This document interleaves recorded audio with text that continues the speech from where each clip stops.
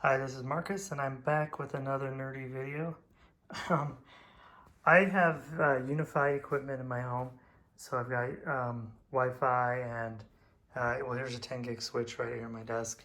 Um, so if you're in the UniFi ecosystem, one thing you probably want to have, or maybe you've looked at, is the G4 Doorbell. And these things are great functionally.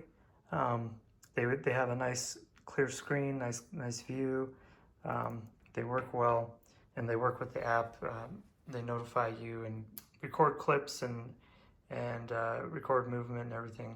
But one of the complaints that people commonly have with this is that it stops working in cold weather, or it works, but when someone pushes the button, it reboots and they don't get a notification and the doorbell doesn't ring if it's cold.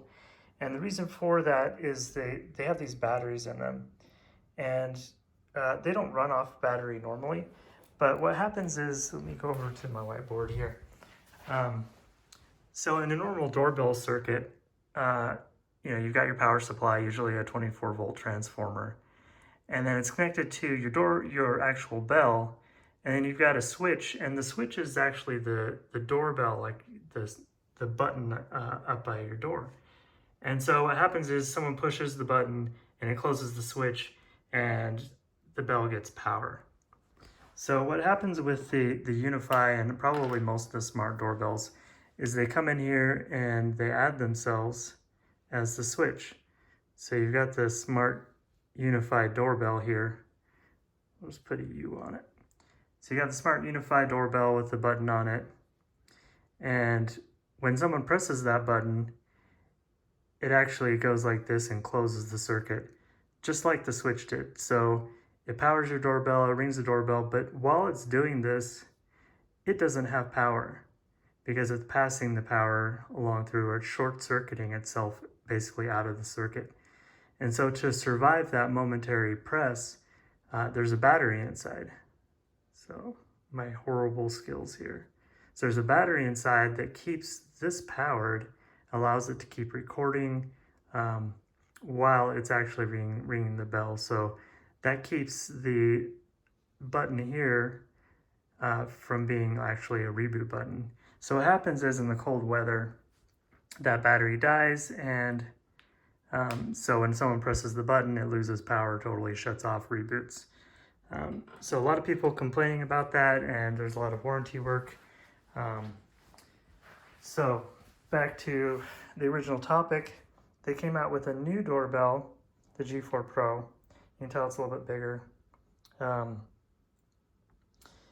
And there's some talk online that maybe they made some improvements to this, and maybe they've even made improvements to this if it's like a newer build, but I don't know about that. But the G4 Pro, I was really interested in what improvements have been made. People online kind of speak vaguely about this being better, but don't really know why. So I tore them apart to kind of look at the differences here. And there are some key differences. I think they've really nailed it this time and listened to the feedback. So the first thing you notice over here is that the battery is actually split into two cells, and they're kind of tucked in the corner against the walls. So when it gets cold, the cold's going to immediately conduct in and cool these batteries off.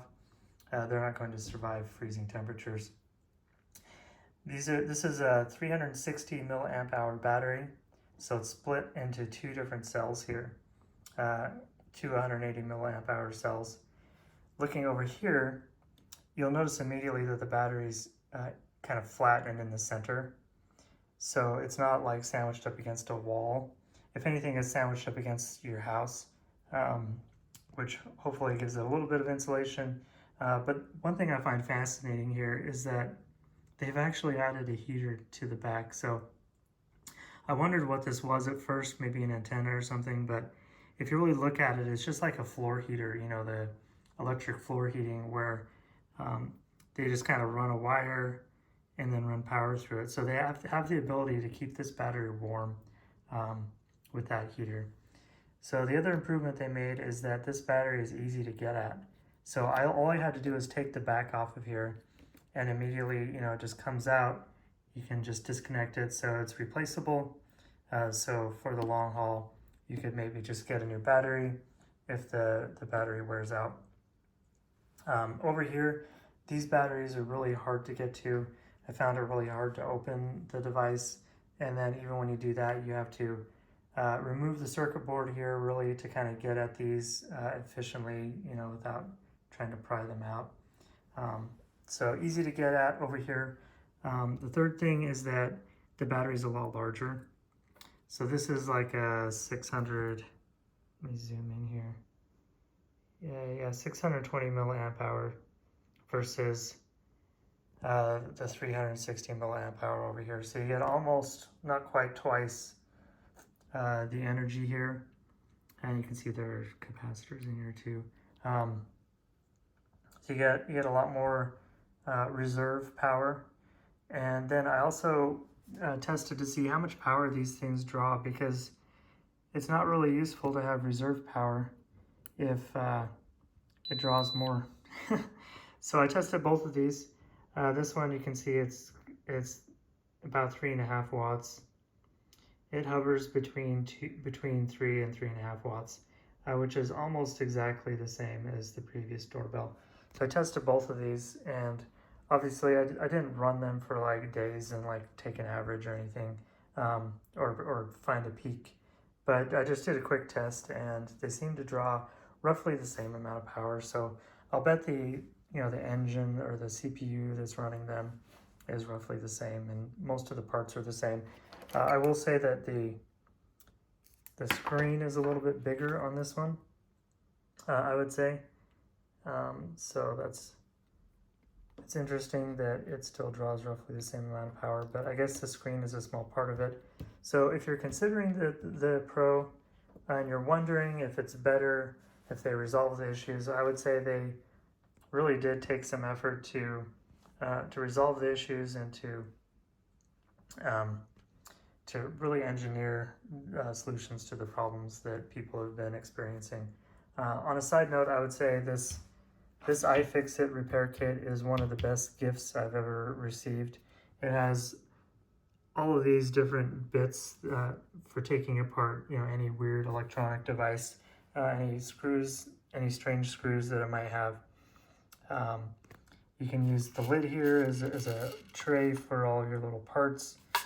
It's got the magnetic bits, so you can easily just swap out.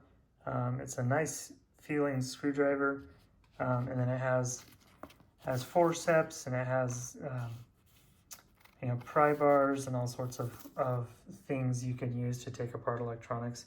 And I use it all the time. So if you're looking for a gift for someone who is handy or likes to tinker, I would say that's probably one of the best gifts you can give them, and it will get used. So yeah, I hope you enjoy the video, and this made sense that the G4 is definitely an improvement. G4 Pro is an improvement over the regular doorbell.